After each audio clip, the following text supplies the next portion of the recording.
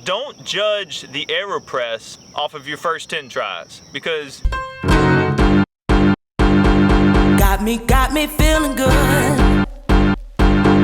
Kept the faith and praise right through it. Happiness is here at last. Let me tell you how it happened. Some took over me. Got my hands oh boy. Good morning, everybody. Robert Pirie here. It's a beautiful morning. We got a little something special we're going to be doing today.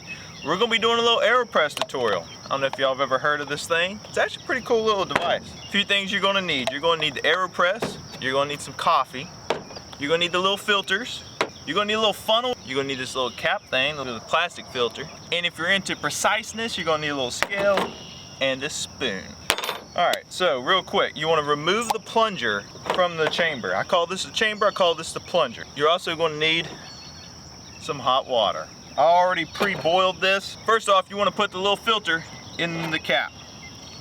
Rinse it down with some water real quick.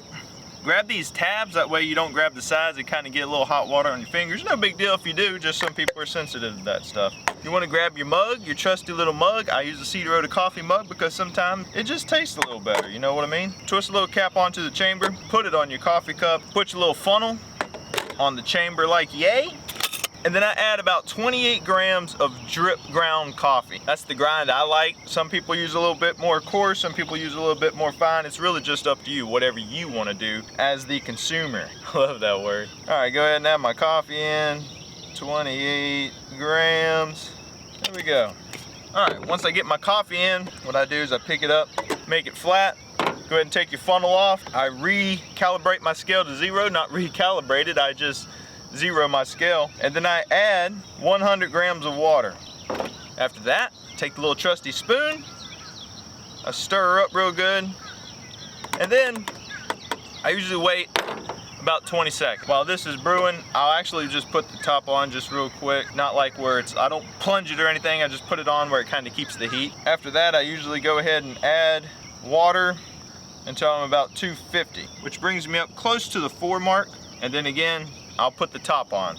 At this point, I go ahead and take it off the scale. You can either let it brew a little bit longer if you want, get a little bit more extraction. I usually don't. I usually just go ahead and go into a slow press. I just put my hands down on it, and usually the press takes me about 30 seconds until I start hearing the hiss whenever you get to the bottom. It's usually about 30 seconds or so, 20, 25, 30.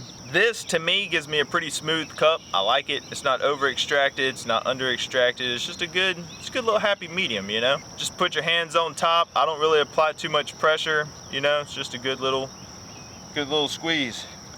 Take it off. You can go ahead and push the wadding out. Also, what I do is I go ahead and just rinse this off with some hot water real quick. Get that all nice and clean like yay. Throw that back on. And we done with it. We done with it. If you want to be precise, you can be precise. Now at this point, I usually add 200 more grams of water to fill my cup up.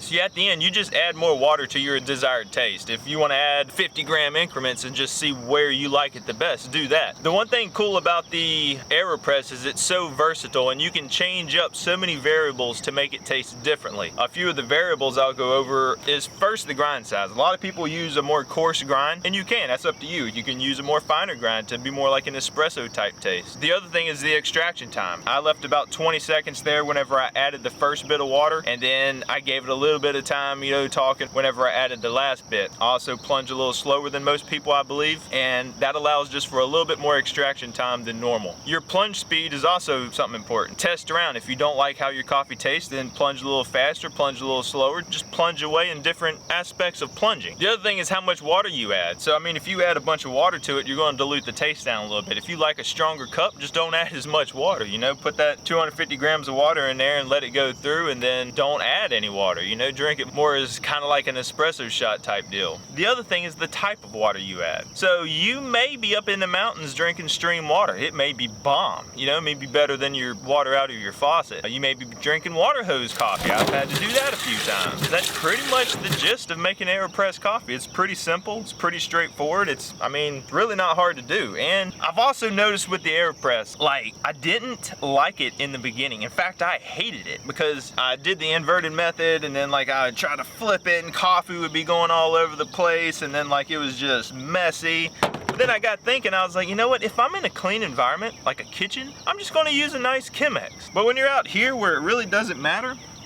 I'm not gonna litter. I know people get weird about that stuff. Where was I going with that? I was going somewhere, I just don't remember where. But yeah, the type of water you use is gonna affect the taste of your coffee. So if you're drinking some bomb coffee in the kitchen, all of a sudden you get out to the campsite and you got a kettle or a thermos that you boiled water in an hour ago, your water's probably not gonna be to the temperature that's perfectly suited for brewing coffee. It just is what it is. Do you want perfect coffee or do you just want some coffee at that moment? You know what I mean? You gotta get your priorities straight. Again, I answer all the comments. If you go down there and you leave a comment, rest assured, old Bob will be down there and I'll answer whatever you got. And if you do leave some comments, just make sure your spelling's right. I had somebody the other day said your beards look like public hair.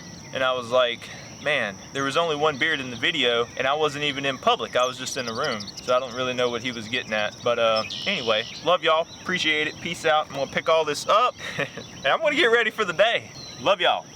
Bob has to go to the day job. Gotta go to the day job. Not a full-time YouTuber yet. Not a full-time coffee connoisseur yet. Maybe one day, guys. Help a brother out. You know what I mean, young lady?